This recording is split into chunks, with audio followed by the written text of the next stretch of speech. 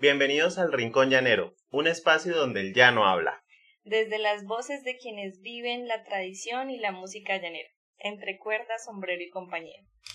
Bueno, el día de hoy no solo vamos a hablar de música, también vamos a hablar de formación, de memoria y del compromiso de quienes han dedicado toda su vida a que el joropo no sea solo un espectáculo, sino por el contrario sea conocimiento y herencia.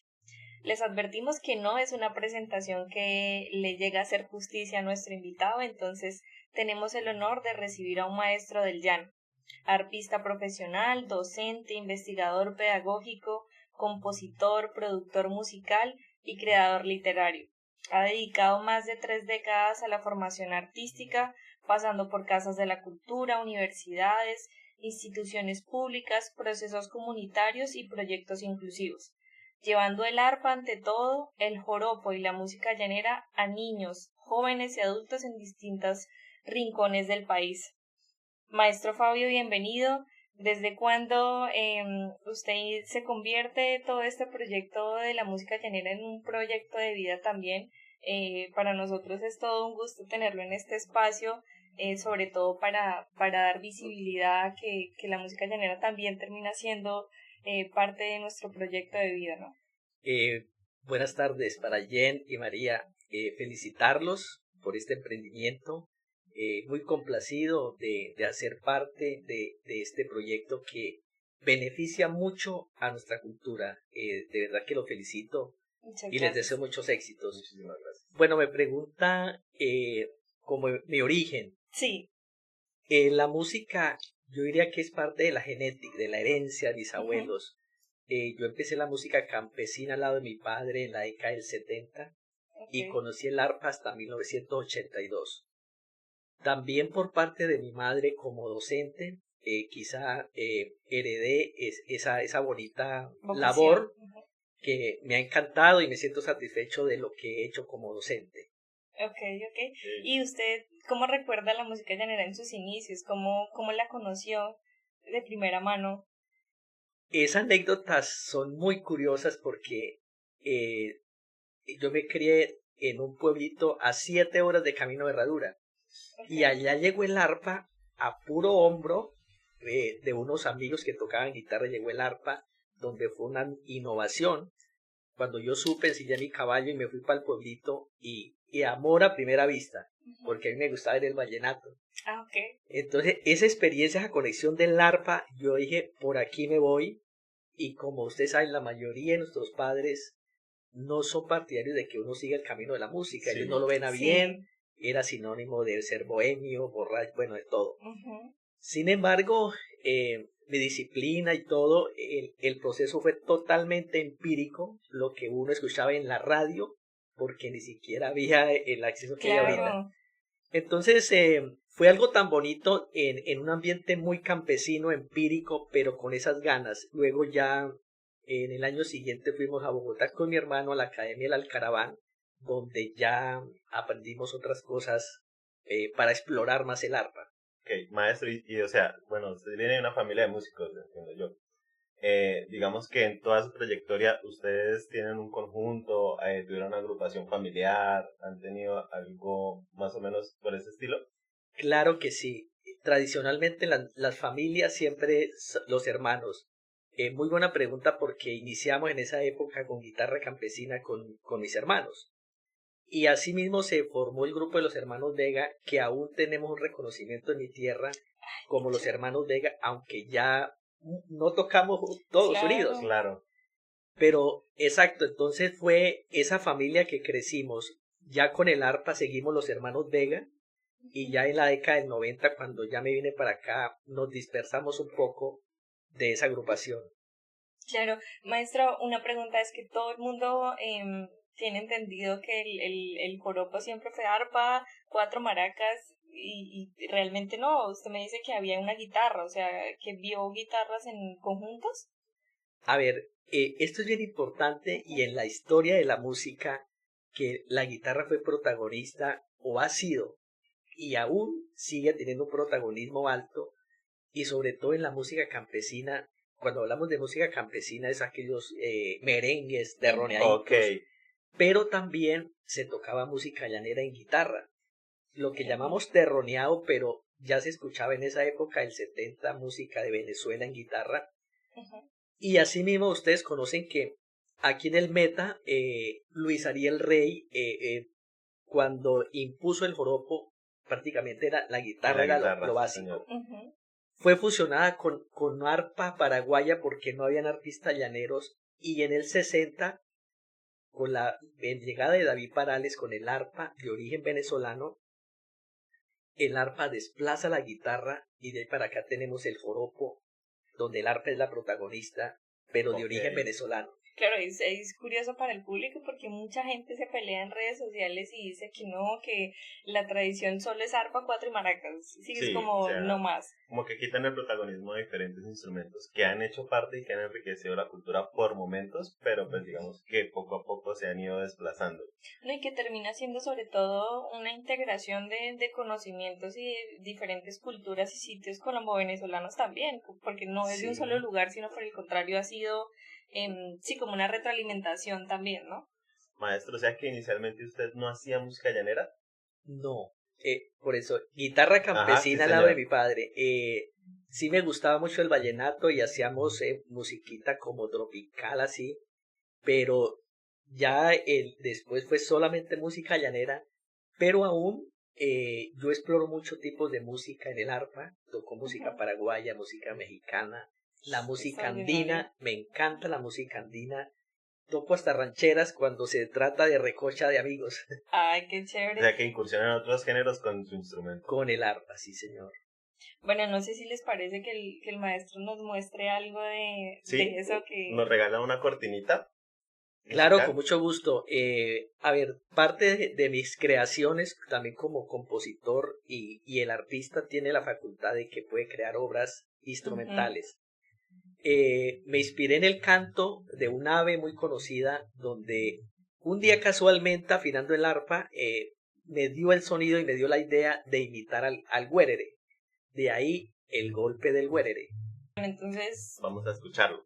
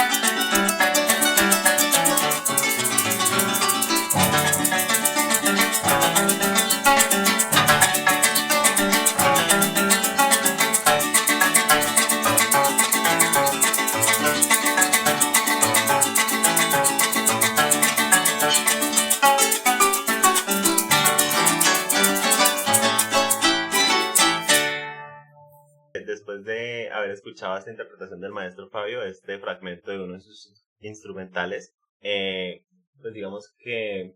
Él también es autor de múltiples producciones discográficas, instrumentales, coros y de reflexión social, creador de cartillas pedagógicas para el aprendizaje del arpa, el cuatro, las maracas y el bajo en el joropo, y por si fuera poco, conferencista en procesos de investigación sobre la historia y trascendencia de nuestros instrumentos tradicionales. Ha sido jurado en importantes festivales de música llanera, músico acompañante en torneos internacionales del joropo y protagonista de exposiciones y conversatorios sobre la memoria musical del llano. Bueno, el maestro ya nos comentó cómo inicia con la música, que me gustaría que también nos explicara al público. Usted no es nacido en el llano, entonces cómo termina enamorándose también de la música llanera cuando no, sí, como que no tenía esa influencia del contexto. Es de verdad que anotarle al joropo esa facultad grandiosa de enamorar al público, yo diría que a nivel internacional.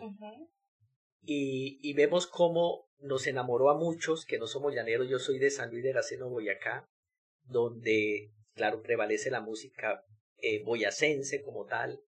Pero cuando empezó a llegar el joropo y llega el arpa, eso es una conexión increíble. Y es de mucha satisfacción también ya como profesional, donde yo he ido a muchas partes donde llega el arpa por primera vez. Una vez llegamos al Chocó, donde esos negritos... Y otra cosa, Jen y María, el arpa tiene algo histórico como a nivel celestial y eso está desde la Biblia. El sonido del arpa enamora a cualquiera y cualquier género de música se escucha muy bien en el arpa.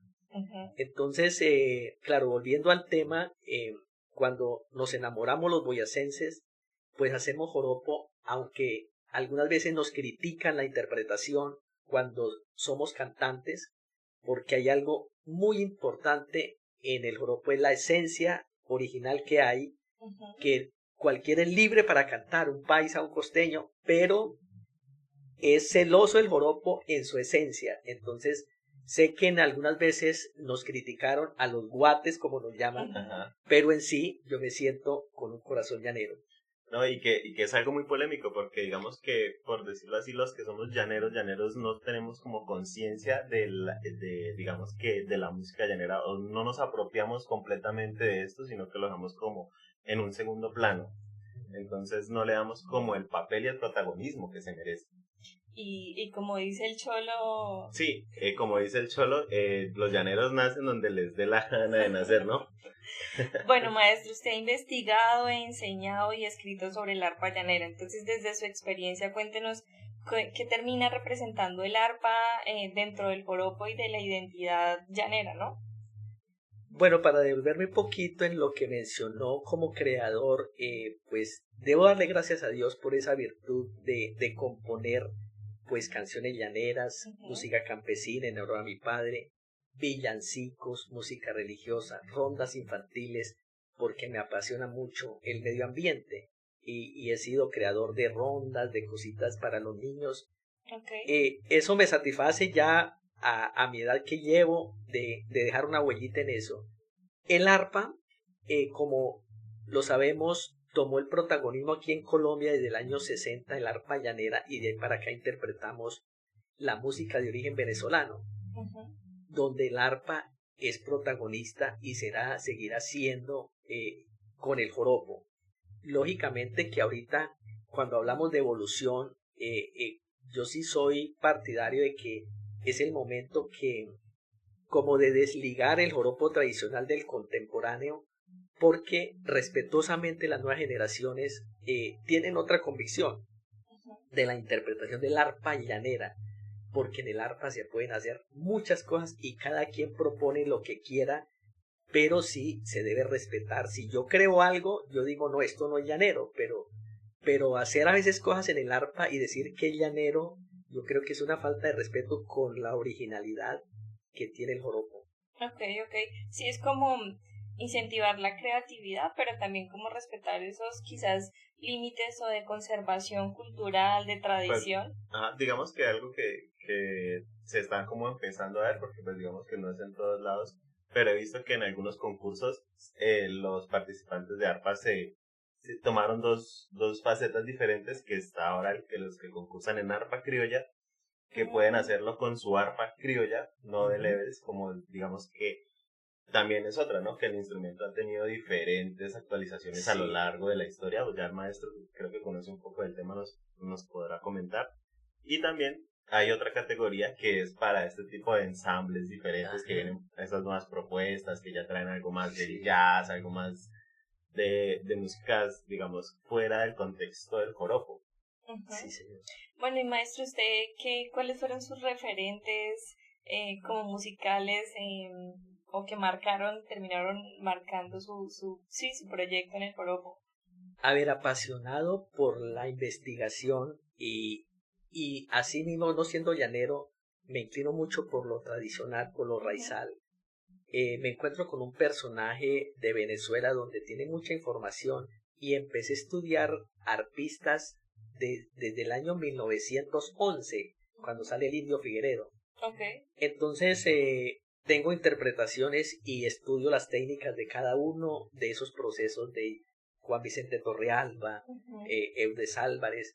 Y aquí en Colombia, lógicamente que el respeto de David Parales y Mario Tineo, que fueron como los pioneros del arpa criolla, y Ramón Cedeño, que esos estilos son los que se están opacando. Nos quedan esos maestros. Casualmente el maestro David Parales ayer cumplió 79 años. Pero ya cuando miramos, cuando el arpa empieza a evolucionar, acá hay un maestro que lo admiro y yo creo que esa sería la respuesta al referente Abdul Farfán. Para mí fue porque yo le copié muchas cosas, me ha gustado lo que él hace y copié muchas cosas de él porque además en una época fui grupo de Javier Manchego y yo tuve que montar todo lo que grababa Abdul Farfán, que no es nada fácil, no, pero adquirí también otras destrezas de las técnicas de él y luego ya me concentro posteriormente ya a lo mío, ¿no? Okay. No, y que tiene una destreza increíble para componer, ¿no? En la composición es armónicamente y melódicamente es muy completo, ¿no? Y que más que lo hablamos ayer con María, que el arpa es un instrumento un poco complejo porque el artista tiene que tener la destreza de la melodía, de llevar el ritmo y a la vez hacer, digamos que el acompañamiento de los bajos y para eso llegar a componer este tipo de obras. Sí. Y que Perdón, asimismo, de la admiración a esos maestros, compuse un tema, un instrumental que me gustaría mostrarlo, a grandes maestros como fue Omar Moreno, que tiene un récord como de más de 5.000 grabaciones de todos los éxitos de Francisco Montoya, Omar Moreno. Asimismo, Guillermo Hernández, el que toca carrao, o sea, un arpa más estilizada, pero un sonido increíble que lo conecta, y la técnica, ya como lo vamos a ver, de octavas dobles. Entonces, de eso mismo fue evolucionando. Y Eudes Álvarez, que marca un hito con el arpa del bordoneo criollo, con el cuiro Luis Lozada, o sea, el joropo, la guapa que se llama en manos de Eudes Álvarez. Eso es, como dijo Amparo, para hacer erizar. Pero no sé si les parece. Vamos a escucharlo. Sí, a escucharlo, a ver qué tal. Con mucho gusto.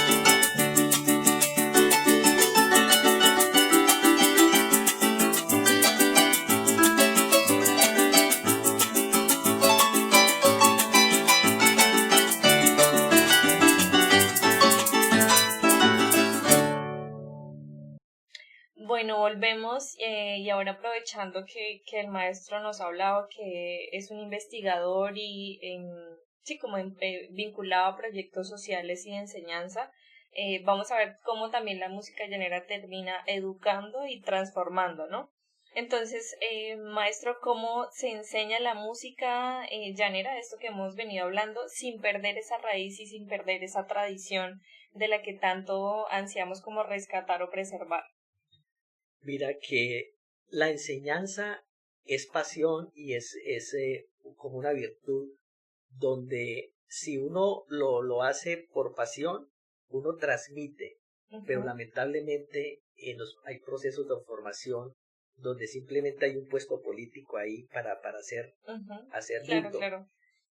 Y bueno, mi experiencia en la música llanera, lo que los niños se enamoran de la música y del arpa.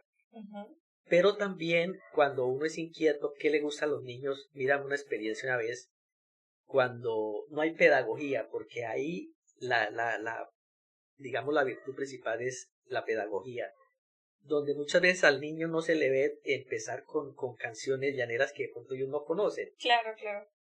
Yo creo que la mayor virtud del docente es cómo estimular y enamorar a los niños para que se mantengan, ¿no? Lo que bien llaman enganchar. Sí, y mira que entonces dentro del proceso que yo empecé a diseñar, que también he hecho cartillas de cada instrumento, siempre pensando de cero, claro. sí, de menos sí, a más, lo mínimo.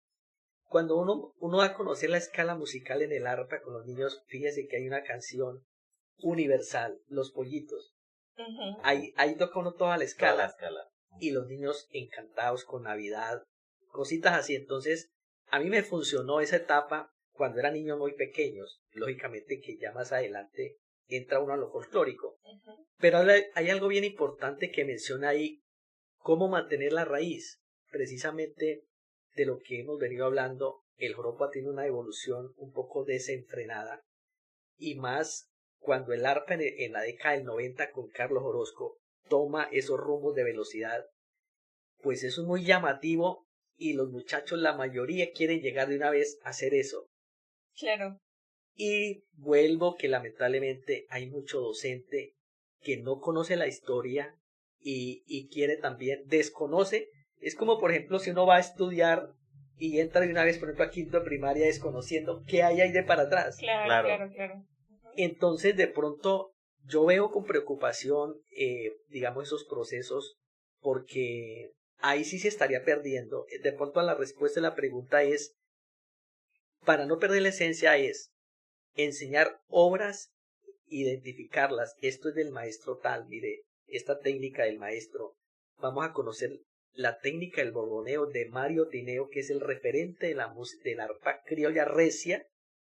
Eso.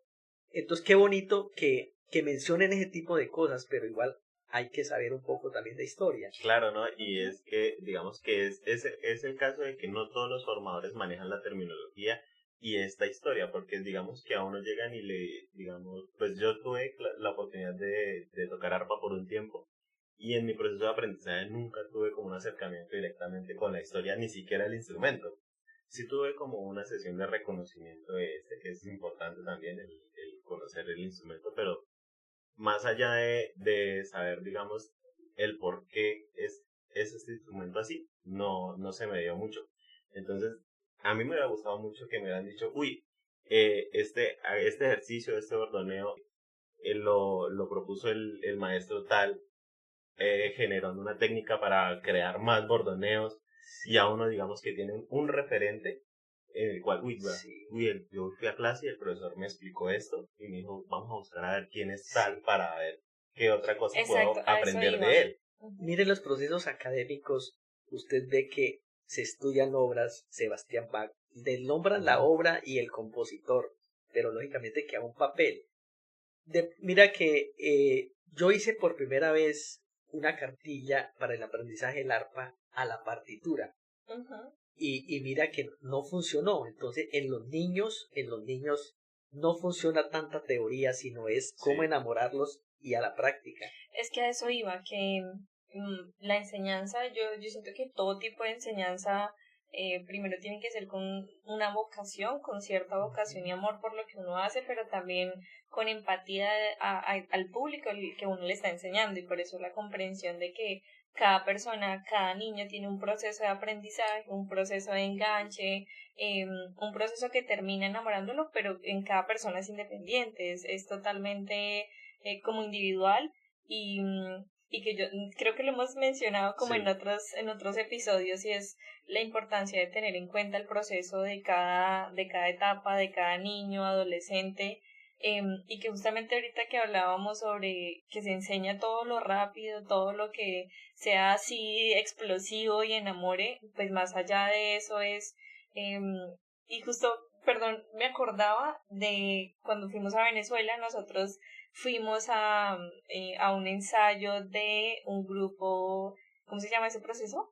Ese es el proceso Alma Llanera, digamos que No, pero del eso tiene Sistema un nombre, Nacional de eso. Orquestas, pues digamos que Venezuela musicalmente, como ya Es una vez lo tocamos el tema, todo están un un poco mundo. más avanzados Uy, en muchísimo.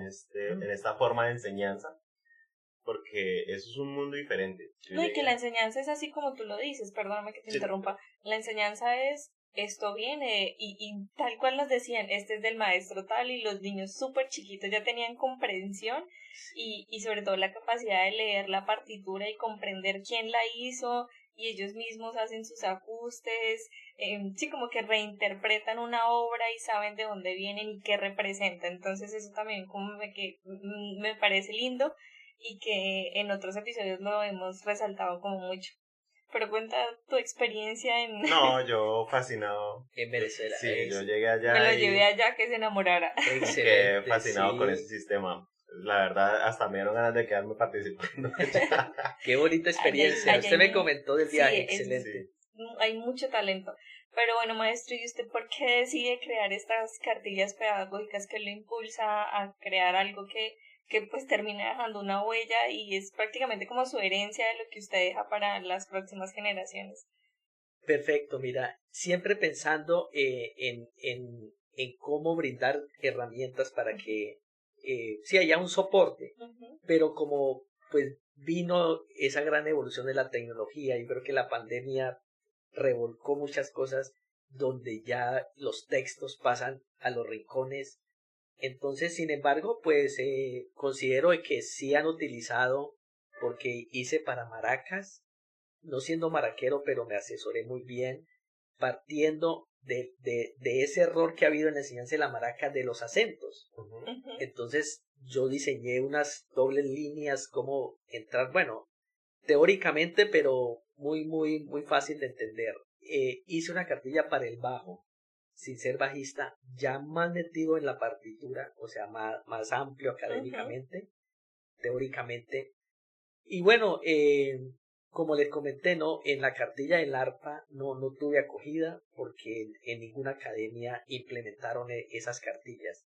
claro. Pero sí, pues tengo, claro, del arpa 4 maracas, el bajo, incluso tengo un primer nivel de flauta para Súper formación de los interesante. niños con Ok. rondas infantiles, Súper O sea, interesante. formación musical, musical. Ujú. Sí, señor. más que a un instrumento en específico. Bueno, no sé, maestro, si nos da otra demostración, nos deleita con sus habilidades con el arpa, ¿sí? Sí. Claro que sí, mira, me gustaría mostrar también siempre los recuerdos de infancia marcan Sí, total. las cotidianidades de los abuelos, Ujú, cómo se sacaba la madera. Casualmente yo alcancé a subirme a esos andamios donde el serrucho emitía un sonido y eso me quedó. Entonces vuelvo al tema del güerere, que a veces uno como inconscientemente hace un movimiento y le queda como sonando, oiga, esto me sonó algo, ujú. me inspiré en el serrucho. Ok. Entonces, como decía un periodista, pero es serrucho del bueno, no el de los políticos. Y lo titulé serrucho, entonces, con mucho gusto, vamos a hacer el serrucho. Listo, sí, señor.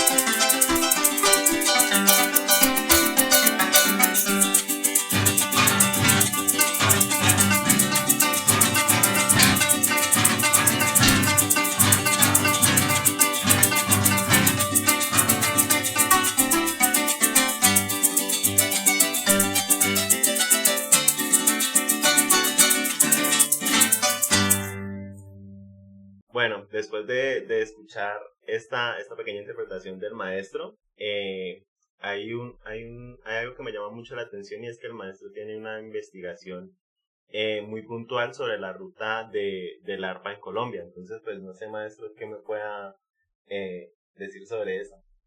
Claro que sí, mira, con el mismo objetivo de que uno dice, bueno, después de que mueran los protagonistas, ¿qué queda para las nuevas generaciones? Lamentablemente uno no encuentra respuesta en los administradores públicos que manejan la cultura para implementar. Entonces me di a la tarea y cuando yo comencé a encontrar la satisfacción de hablar personalmente con los actores, y claro, encuentro pues hablar de David Parales, incluso muchos no saben que Alberto Curvelo fue un pionero del arpa y la mayoría lo conocen como cantante. Entonces mira la importancia y claro, cada uno tiene una identidad. René Devia, los instrumentales de René Devia son universales. Sí. Pero lamentablemente no se conoce la historia ni nadie en las academias enseña ese tipo de música.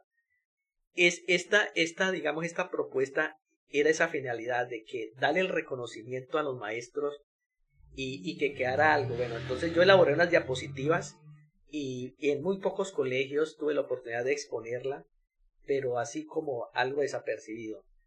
Y claro, entonces uno encuentra que, mira, los maestros, mira, están llegando. Hay un venezolano que está ahí, Manuel J. Larroche, cumplió 90 años, el de Café y Petróleo.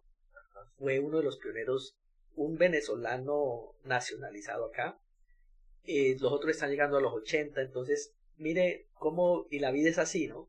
Pero qué bonito que quede algo patentado. Y le cierro con esto, Jen y María. ¿Cómo era yo lo apasionado por todo esto y la admiración a ellos que les tengo, que llevo casi 10 años proponiendo al Consejo Municipal de que haya un sitio en Villavicencio que se llame Parque Precursores del Arpa? Y lo propuse últimamente en la concha acústica de Rosa Blanca que se está cayendo. Y claro, mire, no tenemos nada que mostrar al turista. ¿Qué se imagina usted? El Parque Precursor del Arpa, una concha acústica, están los rostros de los pioneros, una pequeña leyenda, y que ahí en ese sitio haya exposición de joropo al público permanentemente. Claro, sería extraordinario. Y aún nadie le pone bola a eso. Sí, y que es algo necesario, ¿no? Pues digamos que el Meta no es una región que quiera resaltar mucho su joropo, sino que quiere resaltar otras cosas y no le estamos dando como ya le dije anteriormente, el papel que digamos que incluye realmente, o bueno, sí, la titularidad que se merece. Que se merece, sí. Bueno, maestro, antes de despedirnos, me gustaría dejar como, esta pregunta siempre la dejo para los invitados y es, ¿qué mensaje le deja a los jóvenes músicos o formadores que hoy en día quieren dedicar su vida al joropo?